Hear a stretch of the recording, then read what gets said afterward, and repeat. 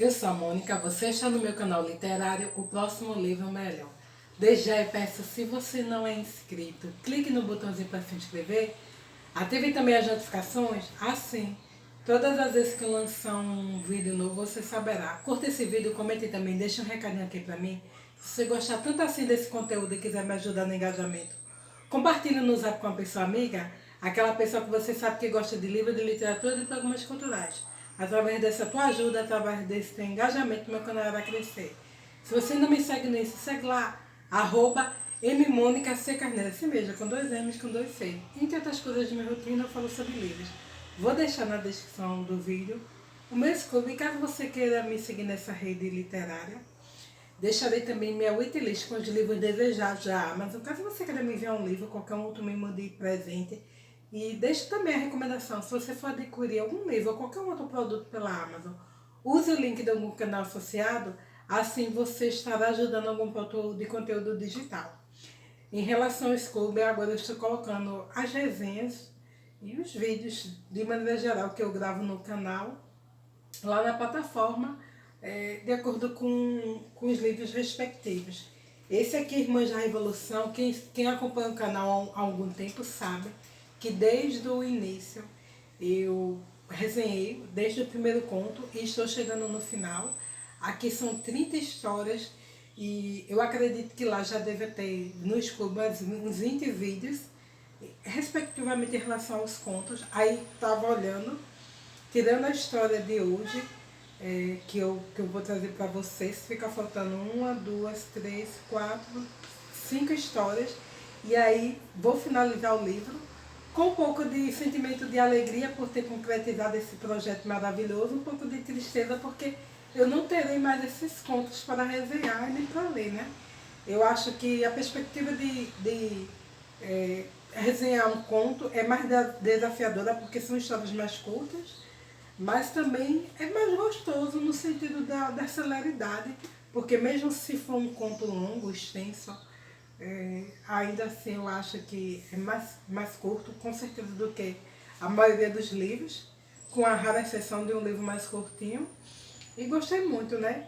Queria que tivesse continuidade esse projeto com talvez a Aleph lançar um projeto 2. Não sei qual foi a aceitação do público em relação a esse livro, porque infelizmente eu acho que no Brasil e no mundo ainda existe essa cultura da acumulação. Às vezes as pessoas compram um livro, mas de fato não leem. Então eu acho que quem leu esse livro e gostou, como eu, tenho vontade de ter um 2, um 3, talvez vários, mas também quem não só comprou e está na estante acumulando poeira, infelizmente não tem esse olhar em relação à continuidade. Eu gosto muito de contos, e esses contos que tem esse escape do feminismo, utilizando vários recursos literários como distopia, ficção científica, realismo fantástico, fantasia, etc e tal, ainda me deixou com sentimento de mais gosto pela proposta da editora.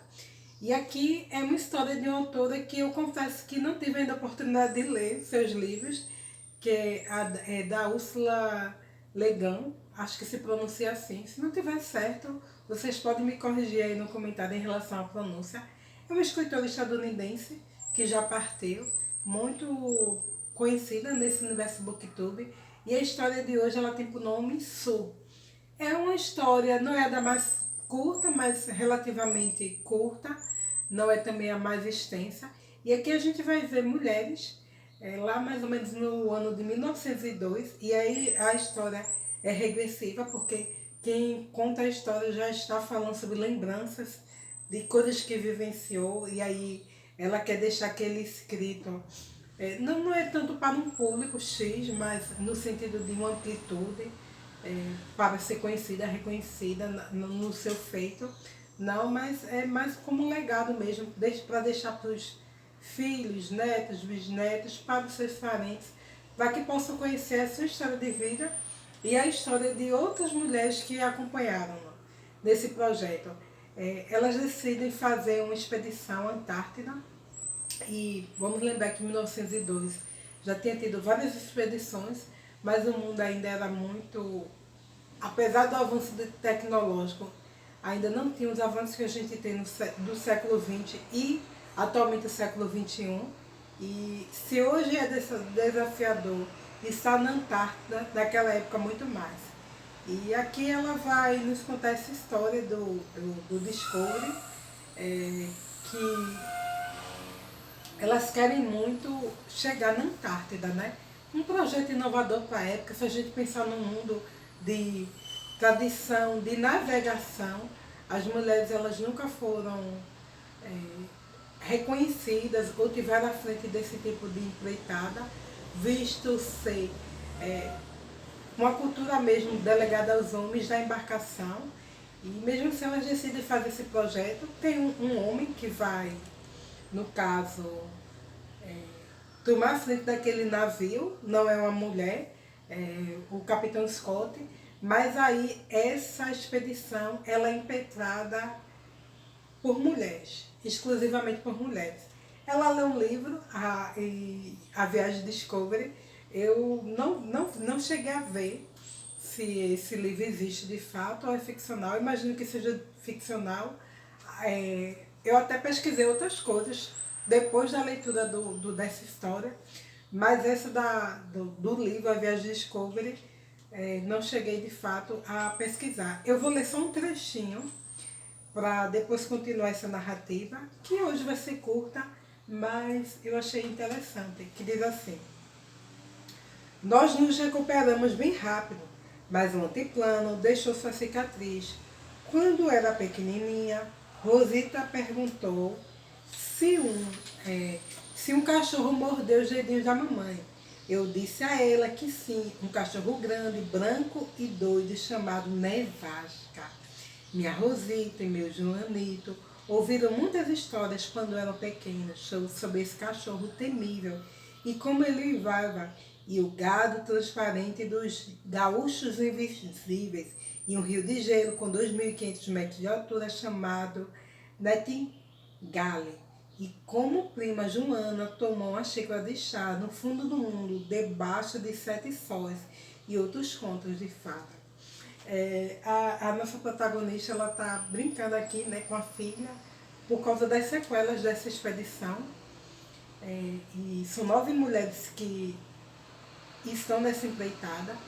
Diga-se de passagem, não é uma expedição britânica, mas mulheres também de outras nacionalidades, como Argentina e Chile.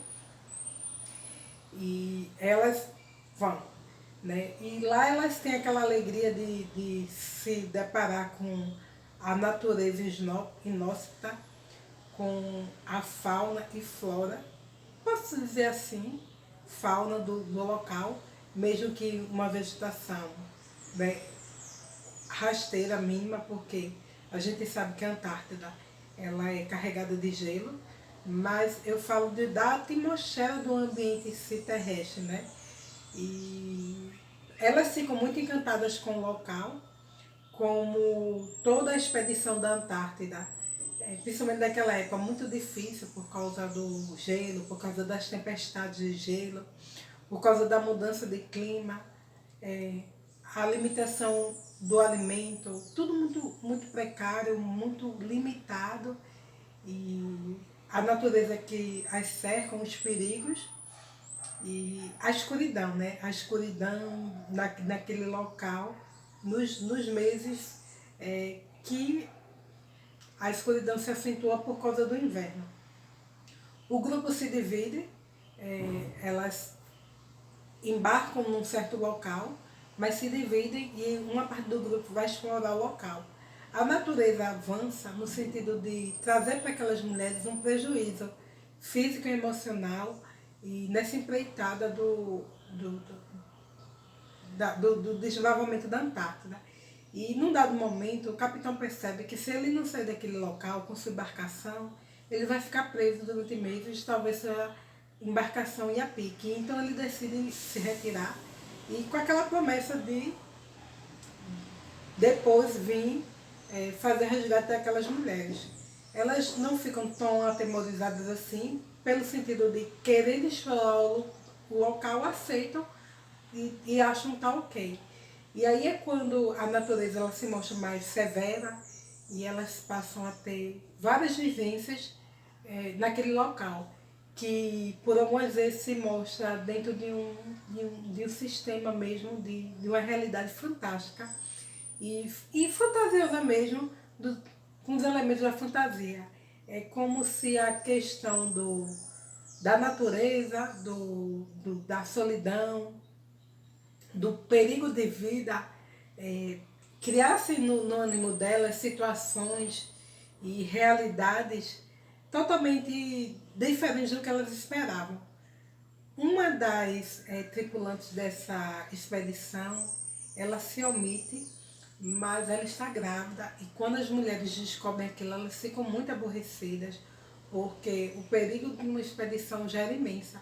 E agora a preocupação de cuidar de um bebê e ter um parto numa situação tão adversa é muito complicado. Mas o bebê nasce e a mãe decide homenagear, por causa do ambiente que elas estão, a menina como Rosa do Sul. Eu vou ler mais um textinho para arrematar o final da história e aí passar para vocês aquilo que eu entendo como significativo no sentido da narrativa, imagino que a Úrsula quis fazer para nós nesse conto, que diz assim: acrescento esta nota em 1929. Ao longo dos anos, perdemos contato uma com as outras. É muito difícil para mulheres se encontrarem quando moram tão distantes como nós. Desde que Joana morreu, eu não vi nenhuma de minhas antigas colegas de trenó, embora às vezes escrevamos umas para as outras. Nossa pequena Rosa del Sul morreu de escarlatina aos 5 anos. Teresa teve muitos outros filhos. Carlota vestiu o véu em Santiago 10 anos atrás. Somos velhas agora, com maridos gêmeos e filhos adultos, e netos que talvez um dia queiram ler sobre a expedição, mesmo que fiquem um pouco envergonhados de ter uma avó tão maluca. Eles podem gostar de compartilhar do segredo, mas não devem deixar o senhor Amissun saber. Ele ficaria terrivelmente embaraçado e decepcionado.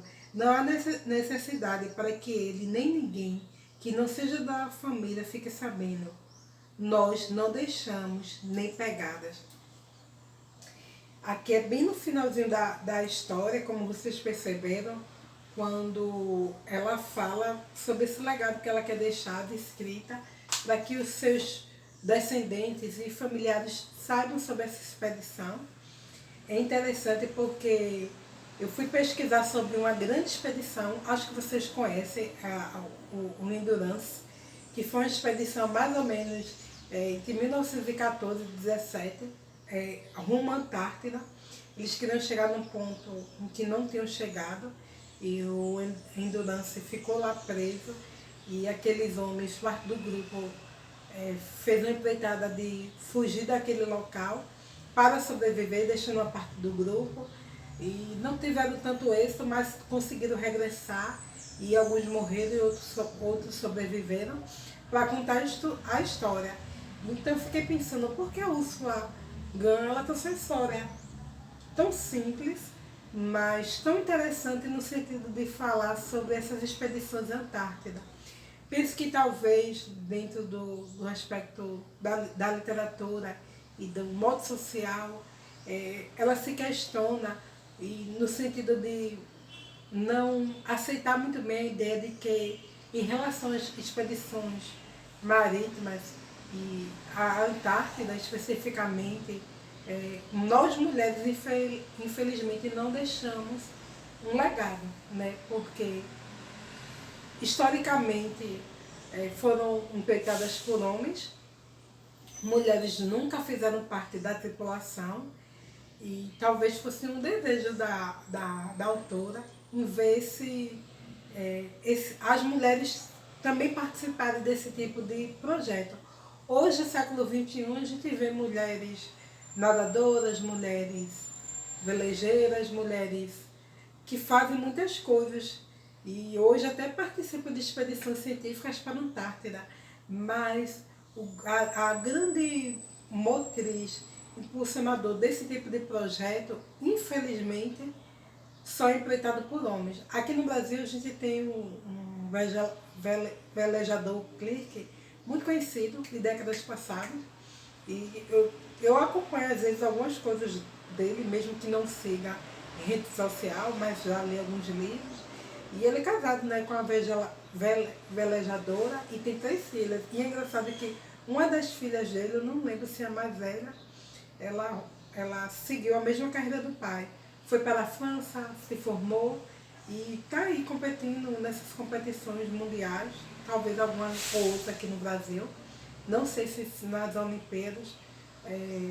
E vejo outros atletas conhecidos, não só como Clerc, mas como os irmãos Jurael e as filhas conseguiram perpetuar de uma certa maneira o legado dos pais, são atletas, e penso que talvez o século XXI possibilite mais mulheres serem atuantes nesse tipo de empreitada, porque o mundo mudou, as mulheres hoje têm mais liberdades e é dito a elas que elas podem fazer, mas também porque elas tiveram pais que eram assim e não tiveram, nessa maioria, filhos homens para perpetuar o legado masculino, né, dos pais. E aí o pai naturalmente acaba passando para a filha aquilo que eles conhecem, aquilo que eles sabem, porque eles não vão deixar de transmitir como herança aquilo que está dentro deles, né?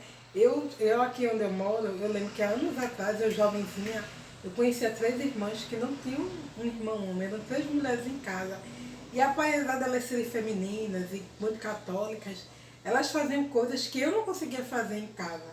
Por exemplo, e elas não eram mulheres masculinizadas não, tá?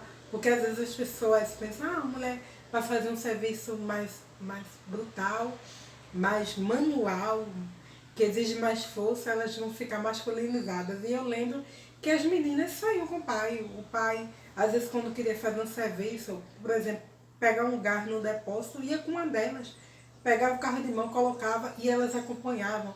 Se fosse pegar alguma fruta num quintal muito grande, sítio, elas ajudavam nessa coleta e não ficavam muito relegadas só ao papel feminino.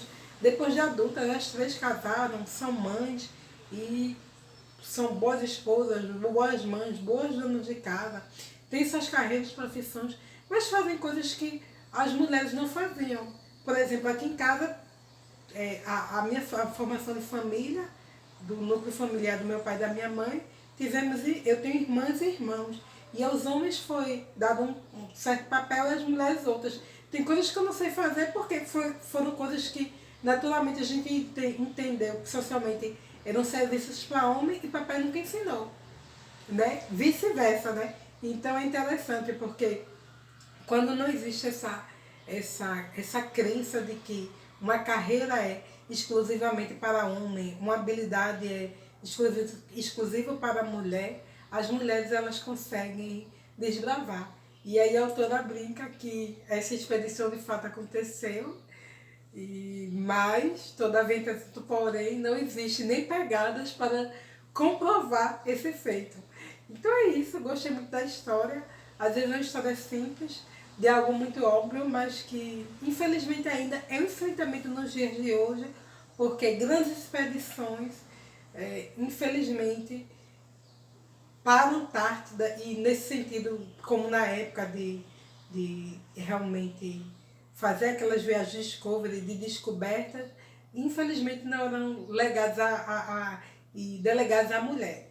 Tá bom? Obrigada para quem assistiu e até a próxima. Tchau, pessoal!